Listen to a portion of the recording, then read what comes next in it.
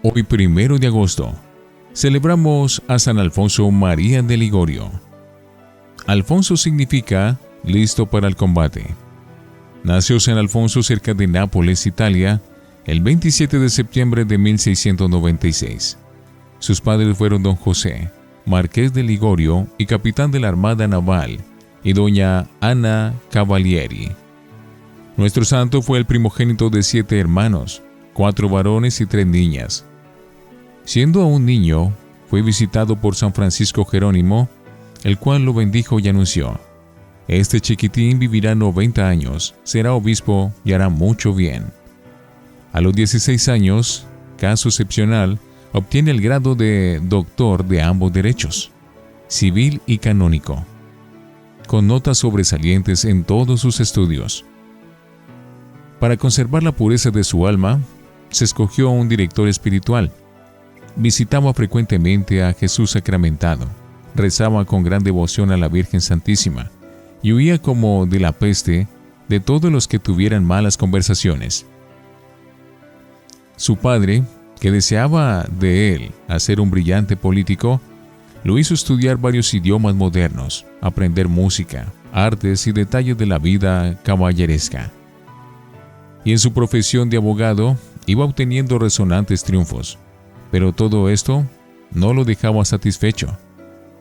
Por el gran peligro que en el mundo existe de ofender a Dios, a un compañero le repetía: amigo, en el mundo corremos peligros de condenarnos. Más tarde escribiría: las vanidades del mundo están llenas de amarguras y desengaños. Lo sé por propia y amarga experiencia. Su padre quería casarlo con alguna joven de familia muy distinguida, para que formara un hogar de alta clase social. Pero cada vez que le preparaban algún noviazgo, la novia tenía que exclamar: muy noble, muy culto, muy atento, pero vive más en lo espiritual que en lo material. El paso definitivo. Hubo un pleito famoso entre el duque de Orsini y el gran duque de Toscana. El doctor Alfonso defendía al de Orsini. Su exposición fue maravillosa, brillante, sumamente aplaudida. Creía haber obtenido el triunfo para su defendido, pero apenas terminaba su intervención, se le acercaba al jefe de la parte contraria, le alarga un papel y le dice: todo lo que nos ha dicho con tanta elocuencia cae de su base ante este documento. Alfonso lo lee y exclama: señores, me he equivocado, y sale de la sala diciendo en su interior: mundo traidor, ya te he conocido, en adelante no te serviré ni un minuto más. Se encierra en su cuarto y está 3 días sin comer. No hace sino rezar y llorar. Después se dedica a visitar a enfermos y un día en un hospital de incurables le parece que Jesús le dice: Alfonso, apártate del mundo y dedícate solo a servirme a mí. Emocionado le respondió: Señor, ¿qué quieres que yo haga? Y se dirige luego a la iglesia de Nuestra Señora de la Merced y ante el sagrario hace voto de dejar el mundo, y como señal de compromiso deja su espada ante el altar de la Santísima Virgen. Pero tuvo que sostener una gran lucha espiritual para convencer a su padre, el cual cifraba a este hijo suyo, brillantísimo abogado, toda la esperanza del futuro de su familia. Fonso mío, le decía llorando, ¿cómo vas a dejar tu familia? Y él respondía: Padre, el único negocio que ahora me interesa es el de salvar almas. Al fin, a los 30 años de edad, logra ser ordenado sacerdote. Desde entonces se dedica a trabajar con las gentes de los barrios más pobres de Nápoles y de otras ciudades. Reúne a los niños y a la gente humilde, al aire libre, y les enseña catecismo. Su padre, que gozaba oyendo sus discursos de abogado, ahora no quiere ir a escuchar sus sencillos sermones sacerdotales. Pero un día entra por curiosidad a escuchar una de sus pláticas y sin poderse contener exclama emocionado: Este hijo mío me ha hecho conocer a Dios. Y esto lo repetirá después muchas veces. Se le reunieron otros sacerdotes y con ellos, el 9 de noviembre de 1752, fundó la Congregación del Santísimo Redentor, o Padres Redentoristas, y a imitación de Jesús se dedicaron a recorrer las ciudades, pueblos y campos predicando el Evangelio. Su lema era el de Jesús: soy enviado para evangelizar a los pobres. Durante 30 años con su equipo de misioneros, recorre campos, pueblos, ciudades, provincias, permaneciendo en cada sitio 10 o 15 días predicando, para que no quedara ningún grupo sin ser instruido y atendido espiritualmente. La gente, al ver su gran espíritu de sacrificio, corría a su confesionario a pedir el perdón de sus pecados.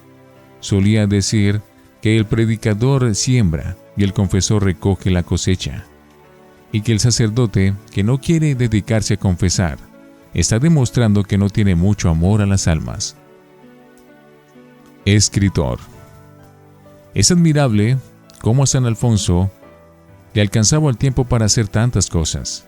Predicaba, confesaba, preparaba misioneros y escribía, y no se cansaba de escribir. Hay una explicación. Había hecho voto de no perder ni un minuto de su tiempo, y aprovechaba este tesoro hasta lo máximo. Aterra al solo tratar de contabilizar su producción literaria. Veamos algunos datos. Al morir deja 111 libros y opúsculos impresos y 2.000 manuscritos. Durante su vida vio 402 ediciones de sus obras, y después de pasar a la eternidad, ha podido contemplar desde el cielo otras 4.000 impresiones. Sus obras han sido traducidas a 70 lenguas, y ya en vida llegó a ver más de 40 traducciones de sus escritos. Para cada libro que redactaba consultaba centenares de libros más. Se han contabilizado las citas que presenta de autores consultados, y estas citas son más de 70.000. Cuando algunas personas le preguntaban acerca de qué penitencias debía hacer para llegar a la santidad, le respondía: la mejor penitencia es leer libros espirituales. Esto aprovecha más que 1000 cilicios. Su obra maestra, Las Glorias de María. Para su libro más famoso, Las Glorias de María, empezó San Alfonso a recoger materiales cuando tenía 38 años de edad y terminó de escribirlo a los 54 años, en 1750. Su redacción le gastó 16 años. Sus obras las escribió en sus últimos 35 años, que fueron años de terribles sufrimientos. En 1762, el Papa lo nombró obispo de Santa Águeda. Quedó aterrado y dijo que renunciaba a ese honor, pero el Papa no le aceptó la renuncia. «Cúmplase la voluntad de Dios. Este sufrimiento por mis pecados», exclamó, y aceptó. Tenía 66 años. Estuvo 13 años de obispo. Visitó cada 2 años los pueblos. En cada pueblo de su diócesis hizo predicar misiones, y él predicaba el sermón de la Virgen o el de la despedida. Vino el hambre y vendió todos sus utensilios, hasta su sombrero y anillo, y la mula, y el carro del obispo para dar de comer a los hambrientos. Cuando le aceptaron su renuncia de obispo, exclamó: «Bendito sea Dios, que me ha quitado una montaña de sobre mis hombros». Dios lo probó con enfermedades, fue perdiendo la vista y el oído. «Soy medio sordo y medio ciego, pero si Dios quiere que lo sea más y más, lo acepto con gusto».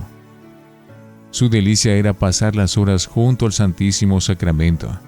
A veces se acercaba al sagrario, tocaba a la puertecilla y decía: «Jesús, ¿me oyes?».